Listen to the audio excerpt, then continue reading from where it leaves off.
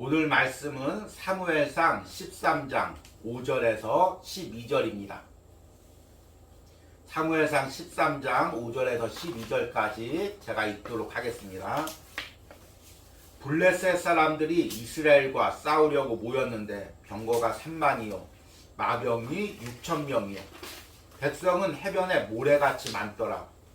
그들이 올라와 벳아웬 동쪽 믹마스에 진침해 이스라엘 사람들이 위급함을 보고 절박하여 굴과 숲풀과 바위 틈과 은밀한 곳과 웅덩이에 숨으며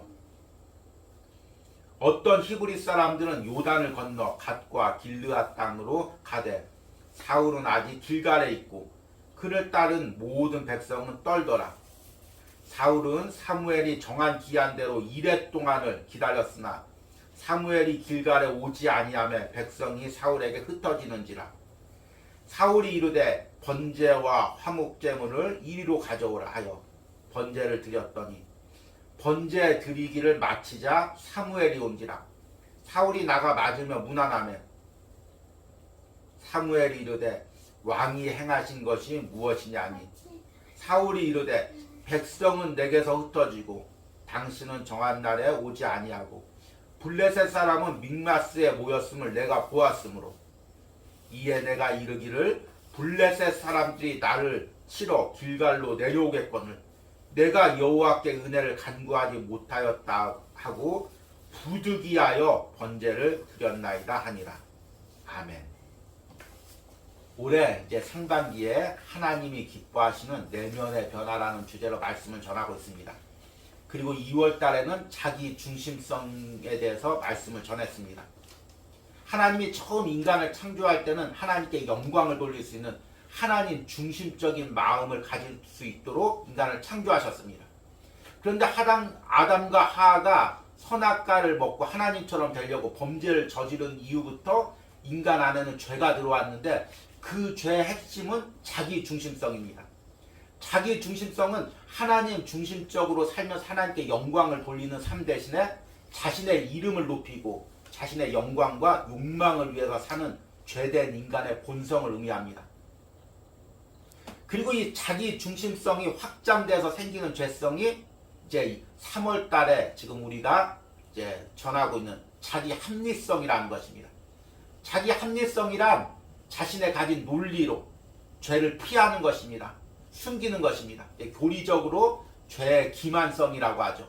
죄를 계속해서 상황과 환경과 사람들을 핑계대면서 자신이 죄를 지을 수밖에 없는 상황을 이야기합니다. 지난주에 말씀에 아담이 선악과를 따먹고 하나님이 창조하셔서 내 옆에 두게 하신 여자가 선악과를 먹으라고 해서 제가 먹었습니다. 여자 때문에 선악과를 먹었고 그 여자는 하나님이 창조했다는 것입니다.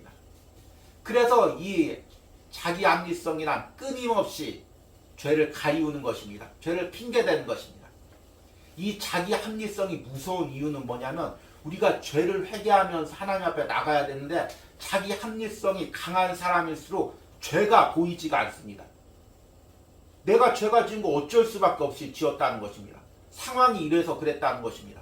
그러니까 회개를 할 수가 없는 것입니다. 그러면 점점 은혜가 단절됩니다. 이게 사실은 우리를 영적으로 고립시키고 메마르게 하는 무서운 죄성입니다. 그래서 하나님 앞에 나가서 은혜를 누리려면 이 자기 합리성의 껍질을 벗어야 하나님께 나갈 수가 있는 것입니다. 작년에 개봉한 한국 영화 중에서 이제 강릉이라는 영화가 있습니다. 너무 폭력적인 영화여서 여러분들에게 추천하고 싶지는 않습니다. 그런데 이제 배우들이 참 연기를 잘합니다.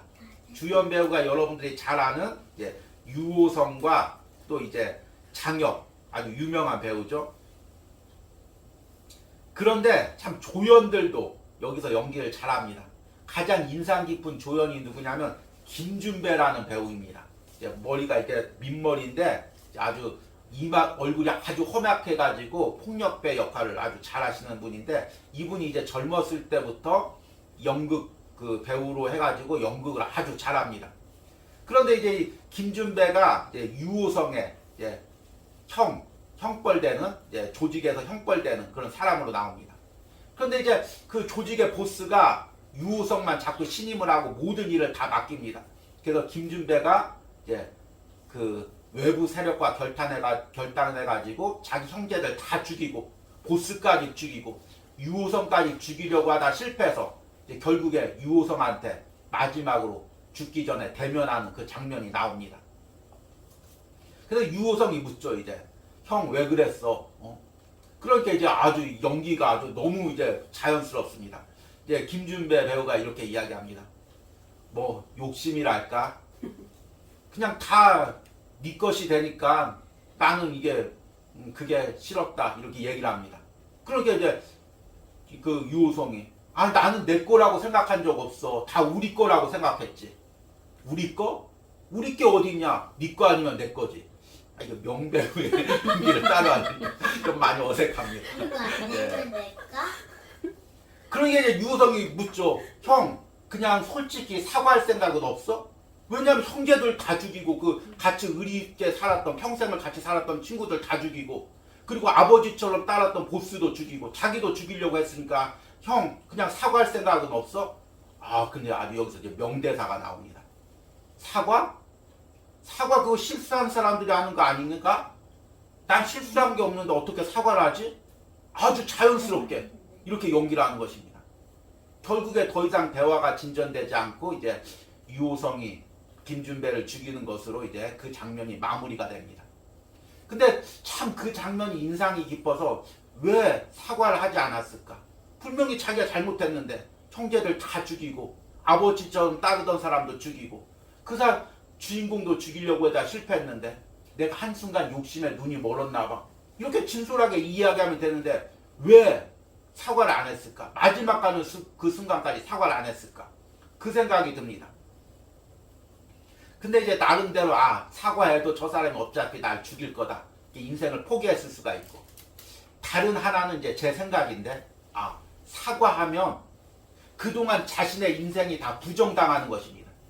나름대로 불합리하다고 생각해서 그 보스가 아버지처럼 따르던 사람이 유호성에게만 모든 것을 맡기는 게 불합리하다고 생각해서 자기가 이 일을 저질러 가지고 결국 실패해서 죽음을 당하지만 여기서 사과하고 죽어버리면 자기의 그 인생이 다 부정당하는 그 느낌인 것입니다.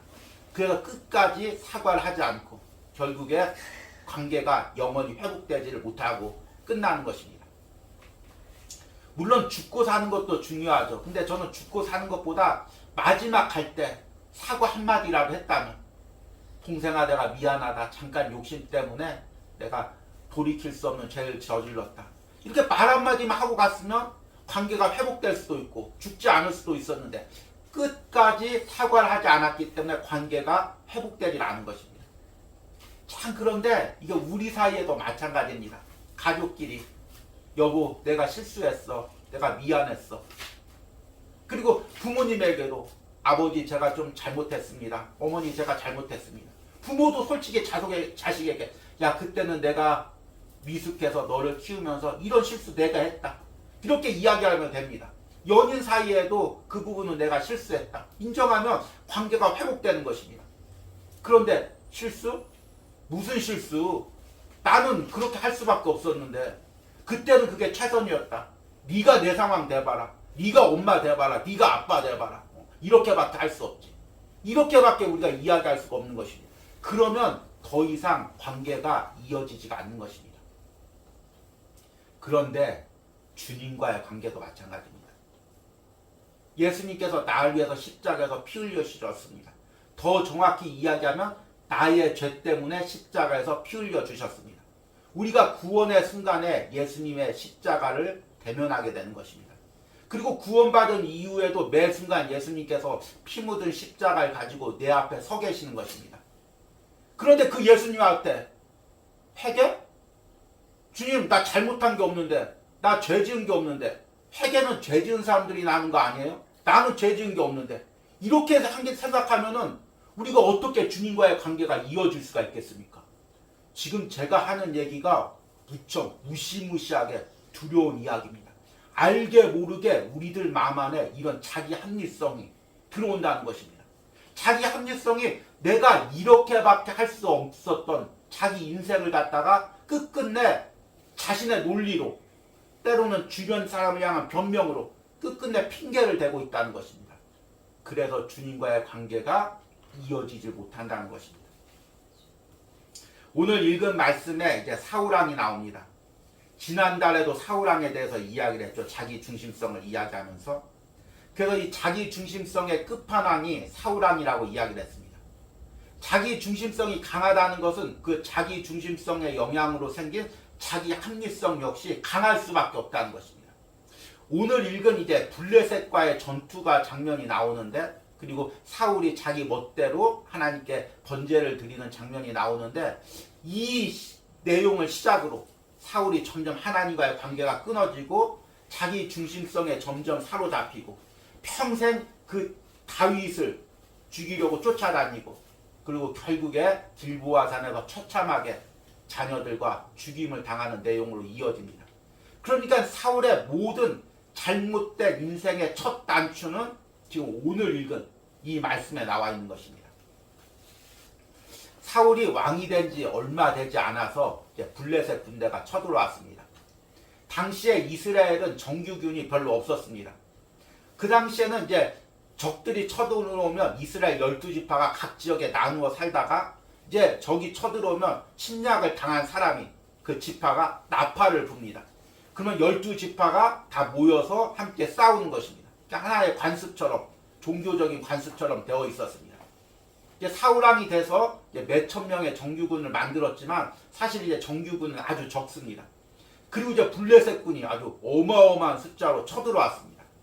오늘 5절 말씀을 보니까 블레셋 사람들이 이스라엘과 싸우려고 모였는데 병거가 3만이요, 마병이 6,000명이요, 백성은 해변의 모래같이 많더라.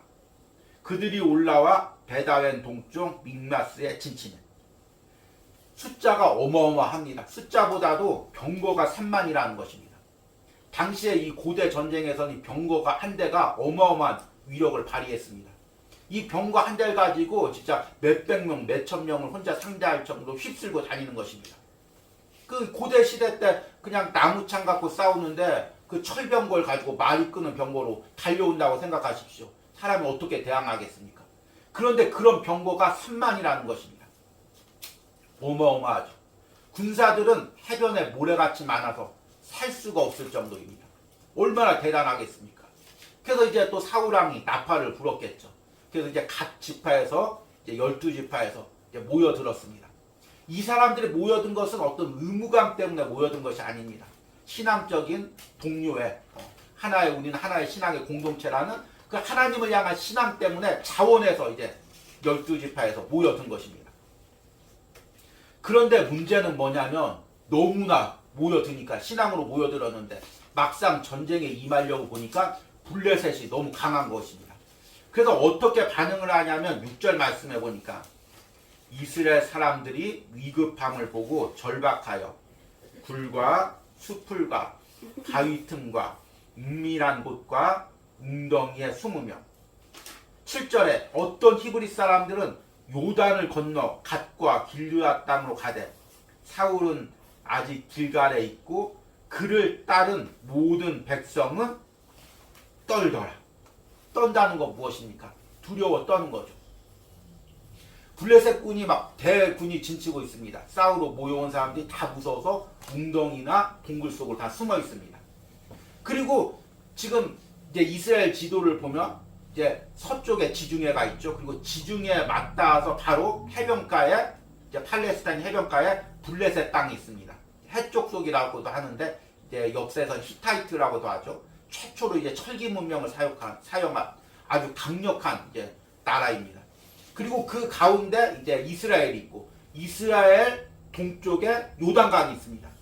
그러면 이제 블레셋하고 싸우려면 서쪽으로 가야 되는데 사람들이 요단강을 건너서 요단강을 건너가면 갓, 길르앗, 므낫세 반지파가 있습니다. 그 지역으로 자꾸 도망을 가는 것입니다. 그러니까 이 사울왕이 지금 얼마나 황당한 상황입니까? 지금 꾸역꾸역 모여들어도 지금 블레셋과 싸워서 이길까 말까 하는 상황인데 자꾸 흩어지고 도망가는 것입니다. 마음이 얼마나 조급하겠습니까?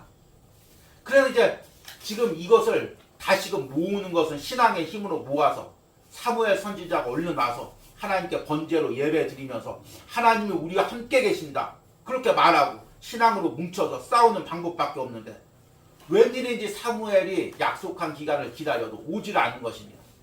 7일을 약속했는데 기다려도 7일째가 돼도 오질 않는 것입니다. 그런데 이제 우리 성경 말씀을 잘 보면 아마 사무엘이 날짜를 어긴 것은 아닌 것 같습니다. 7일째 오기로 했는데 7일째 늦게 온 것 같습니다. 근데 사실은 이제 사울왕은 7일도 못 기다리는 거죠.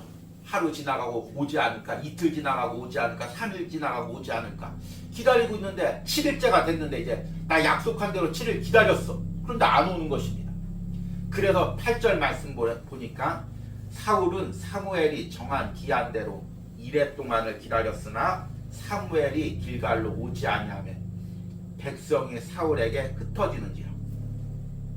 7일째 날도 오지 않으니까 백성들이 흩어지는 것입니다. 얼마나 사울이 불안했겠습니까? 그래서 9절에 사울이 이르되 번제와 화목제물을 이리로 가져오라 하여 번제를 드렸더니 그런데 또 마침내 10절에 보니까 번제 드리기를 마치자마자 사무엘이 온 것입니다. 사울이 나가서 맞으며 무난하니까 11절에 사무엘이 이르되 왕이 행하신 것이 무엇이냐 하니 지금 분명히 7일 기다리라고 하셨는데 왜 지금 마음대로 번제를 드립니까? 이제 혹자들은 이것을 보면서 아니 예배 드린 게 무슨 잘못인가 이제 이렇게 생각할 수가 있죠. 그런데 사실 이제 이 오늘 사울이 예배를 드린 것은 번제를 드린 것은 예배 목적 자체가 빗나간 것입니다. 예배는 무엇입니까? 하나님께 영광을 위해서 하나님을 목적으로 하나님 그 자체께 예배 드리는 것을 목적으로 예배를 드리는 것입니다. 근데 지금 사울은 예배가 수단이 된 것입니다. 블레셋과 싸우기 위한 수단, 그리고 자신의 왕권을 지키기 위한 수단, 자신이 승리하기 위한 수단으로 예배를 드리는 것입니다. 그런데 지금 이 예배 중심에는 하나님이 있는 게 아니라 사울왕이 있는 것입니다. 지금 사무엘에 와서 묻습니다. 왜 그렇게 변질된 예배, 하나님께 정한 기간을 어기는 예배, 왜 자기 멋대로 드리는 예배를 드렸습니까? 이렇게 묻는 것입니다. 그러니까 11절 후반부에 사울이 변명을 합니다. 사울이 이르되 백성은 내게서 흩어지고 당신은 정한 날 안에 오지 아니하고 블레셋 사람은 믹마스에 모였음을 내가 보았으므로 11절에 사울이 세 가지 이유를 댑니다. 이렇게 보면 사울도 매우 논리적인 사람인 것 같습니다. 백성이 내게서 흩어지고 있습니다. 전쟁을 해야 되는데 백성이 내게서 흩어지면 어떻게 하겠습니까? 그런데 당신은 정한 날에 오질 않습니다. 그리고 블레셋 군대는 지금 믹마스에 모여 있습니다. 말이 됩니까? 안 됩니까? 다 말이 되죠. 자기가 예배를 드릴 수밖에 없었던 이유, 멋대로 예배를 드릴 수밖에 없는 이유가 다 이유가 됩니다. 그런데 12절을 읽다 보면 사울의 그 마음 상황을 그대로 볼 수가 있습니다. 이에 내가 이르기를 블레셋 사람들이 나를 치러 길갈로 내려오겠거늘 내가 여호와께 은혜를 간구하지 못하였다 하고 부득이하여 번제를 드렸나이다 하니 부득이하여는 무엇입니까? 어쩔 수 없이 상황이 이렇게 돼서 예배를 드릴 수밖에 없었습니다. 지난주에 들은 아담과 하와가 그 핑계대는 상황과 똑같은 상황이 벌어진 것입니다. 이게 이제 우리 아담과 하와 이후에 죄성을 물려받은 인간 안에 있는 자기 합리성인 거죠. 그런데 12절 말씀을 잘 묵상해 보십시오. 사울의 마음의 감정이 그대로 느껴집니다. 12절 초반부에 이에 내가 이르기를 블레셋 사람들이 나를 치러 길갈로 내려오겠거늘. 지금 사울이 사람들이 다 흩어지고 있습니다. 연약합니다. 두려웁니다. 그런데 블레셋 군대는 당장 내려칠 것 같습니다. 그런데 여러분 12절을 잘 읽어보십시오. 블레셋 군대가 내려쳤습니까? 안 쳤습니까? 안 쳤죠. 사울의 마음은 바로 내려칠 것 같으니까, 조급하니까, 두려우니까 쫓기는 감정이 생기니까 어쩔 수 없이 너무 급하니까 그동안은 신앙을 지켰지만 이제는 못 지키겠다는 것입니다. 내 마음대로 예배 드리겠다는 것입니다. 내가 편한 시간에 예배 드리겠다는 것입니다. 내 방법대로 신앙생활 하겠다는 것입니다. 결국에 자신의 감정에 쫓겨서 죄를 저지른 것입니다. 그런데 자신의 감정으로 인한 선택의 결정권자는 누굽니까? 참 이것을 우리가 신앙 안에서도 많이 핑계대죠. 자신의 감정을 그냥 어쩔 수 없이 생긴 감정으로 다들 생각합니다. 그런데 감정을 선택하는 것은 자기 자신입니다. 내가 원망하는 마음, 하나님께 감사하는 마음, 이거 어쩔 수 없이 원망하는 마음이 생기는 것이 아니라 어쩔 수 없이 감사하는 마음이 생기는 것이 아니라 원망하는 마음, 감사하는 마음 중에서 내가 선택하는 것입니다. 그리고 그 선택의 결과의 책임도 내가 지는 것입니다. 사울은 이렇게 끝끝내 자신의 감정에 대해서 그 감정으로 결정한 선택에 대해서 하나님 앞에 인정하지 않았습니다. 영화와 이제 앞에서 이야기한 영화와 마찬가지로 사무엘이 묻는 거죠. 왜 번제 드렸습니까?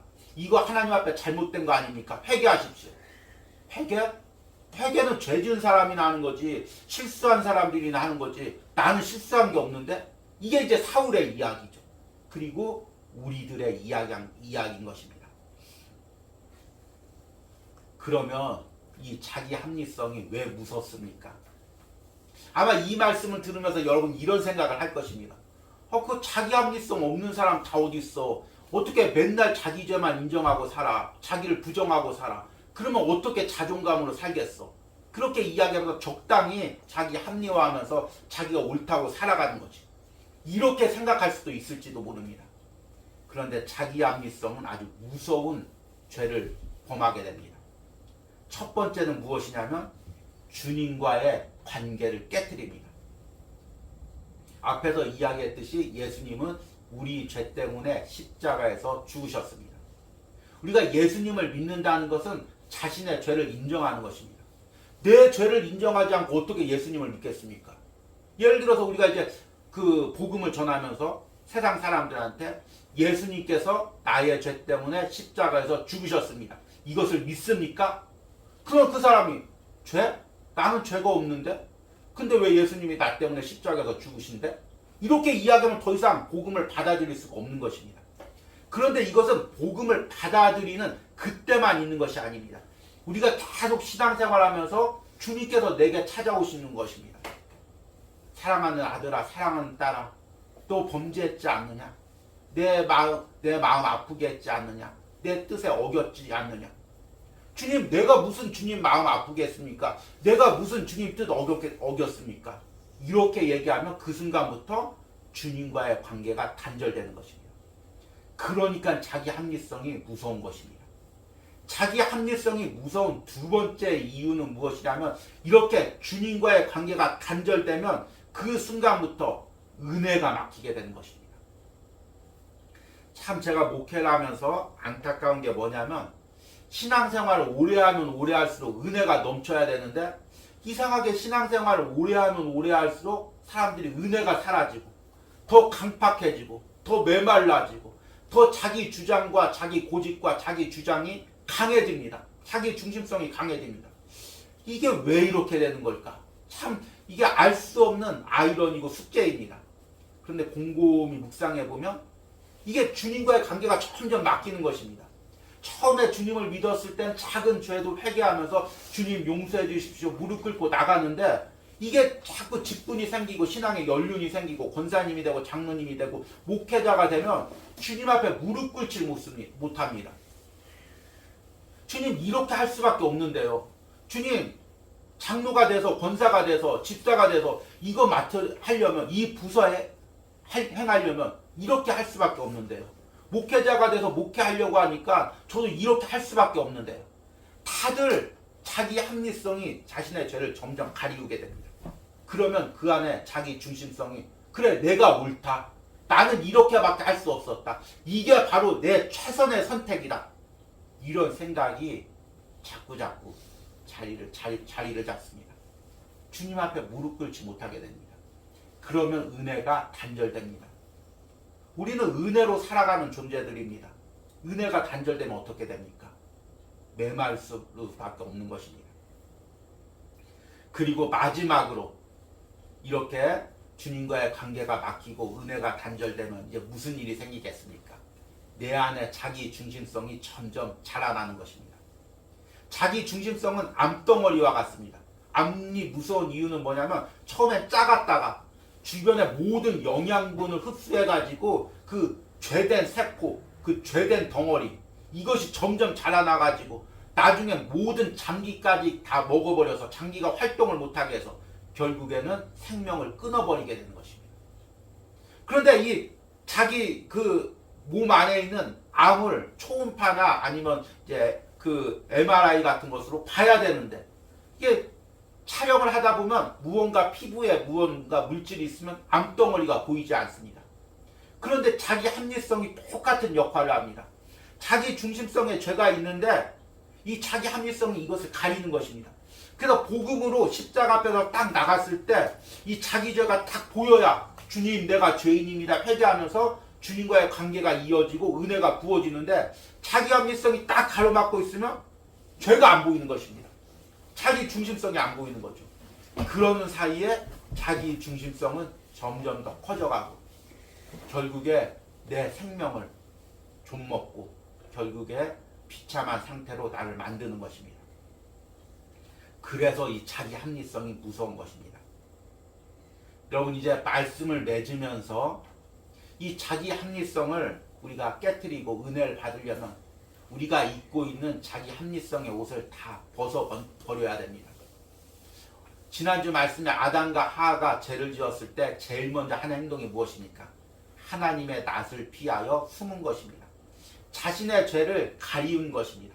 이게 이제 죄된 인간이죠.